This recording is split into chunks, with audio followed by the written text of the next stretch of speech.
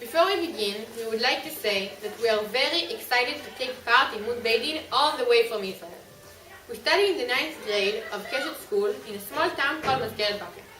Our school is one of a handful of schools in Israel which educate religious and non-religious students together. Our Beit was asked to decide in a case of a school principal who punished a student who bullied another student after school hours using the Snapchat app. Our Beit was asked to determine whether the use of Snapchat falls under Cherem Derabban Gershon, whether it is justified to punish a student based on information, which is Lashon Hara, and finally, the Beit was asked to decide what was halachically the most appropriate way to respond to the information the principal became aware of. Here is a summary of our ruling. 1. Does Snapchat fall under Cherem Derabban Gershon? Cherem Derabban Gershon means that it is forbidden to read a letter that is not addressed to you unless it has been thrown away. The great value of the discussion, which is the goal of the Cherem, is reflected in the Bible in several places.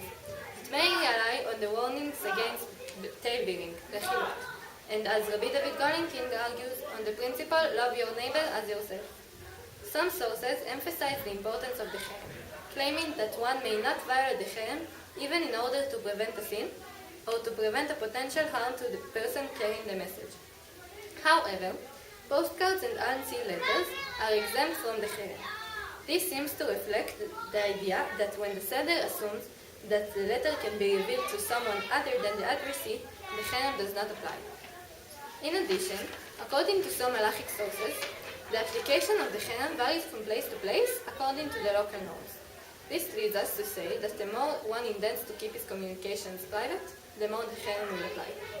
Generally, when using digital communications, one cannot assume that the information will stay totally discreet, as it rather easily accessible, and so the Cherem does not apply.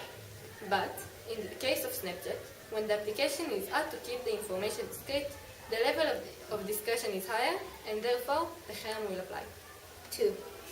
Even if Snapchat does fall under the Takana, was Jonathan permitted to share private information under these circumstances? Was it a violation of Lashon Hara? Should he have shared the information in a different way? The Cherem decrees that it is forbidden to read a letter that is not addressed to you unless it has been thrown away. We can infer from different sources that the receiver of the message has the authority to decide what to do with the letter and whether he would like to share the information or not, and which means that Jonathan didn't violate the Cherem.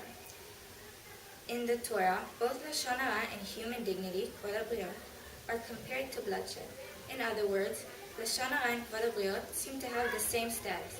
The Talmud adds, great is human dignity since it overrides a negative precept of the Torah.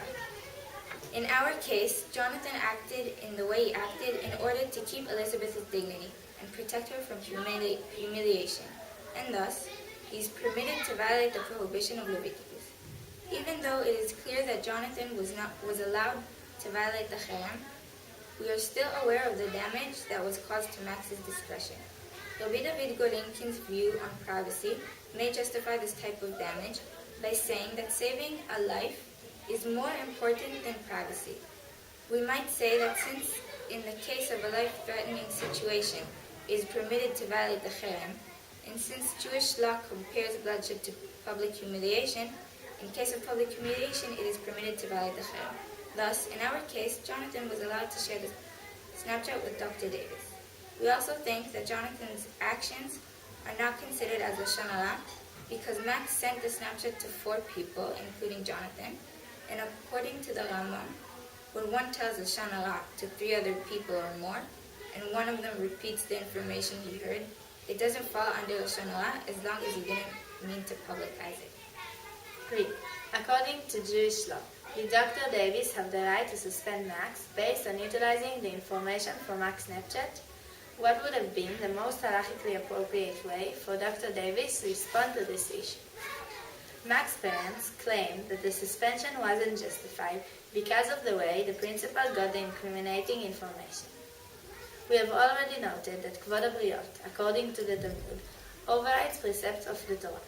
The Cherem does not have a greater status than biblical laws, and probably even lesser, as it was not accepted in every Jewish community. Moreover, as we have noted, according to many sources, The receiver has the right to share the information in the letter once he was aware of it. Moreover, some sources allow violating the cherem for educational reasons or to prevent a sin. Even though some sources do not permit this kind of violation of the cherem, the principal actions have an halachic basis.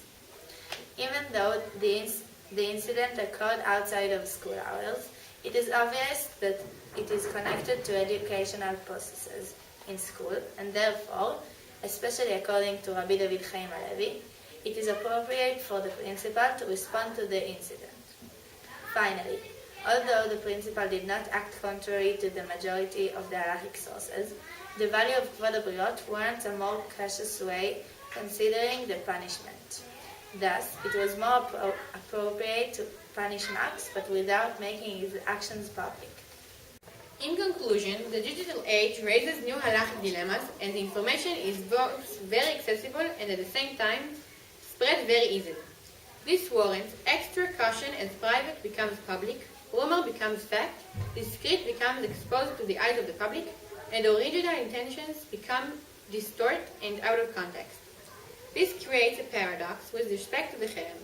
On the one hand, it seems that the cherem is more relevant than ever as we are aware of the damages that come with digital communications. But, on the other hand, it is doubtful whether the cherem applies as the basis of the cherem, is the assumption that any message can remain discreet or private is very questionable. In this context, Kvod HaBriot seems to be the best measure in order to determine our actions. Thank you very much, and we hope to see you next year in America.